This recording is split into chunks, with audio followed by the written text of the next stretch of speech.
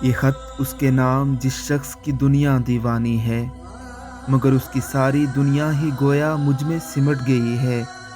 جو اس تیز رفتار دور میں بھی ایک ہی رستے پر ایک عرصے سے چل رہا ہے، جو صرف میری طرف آتا ہے۔ اس کے نام جس نے مجھے محبت کے معنی بتائے، جس نے مجھے جینا سکھایا،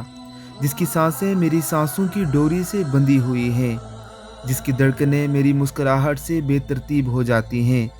اس کے نام جس کے لیے میں دنیا کا سب سے حسین انسان ہوں، جس کی زبان میرے معمولی نقوش پہ قصیدے کہتے نہیں تھکتی، وہ جسے عزت دینا آتی ہے، جسے انسان گوشت کا ڈھیر نہیں دکھتا۔ اس کے نام جس نے خون کے ہر قطرے کو میرے حصول کی خاطر وقف کر رکھا ہے، جس کی راتیں میرے مستقبل کی صبحوں کو خوبصورت بنانے کی کوشش میں کٹ رہی ہیں، وہ جسے محبت کرنا آتی ہے،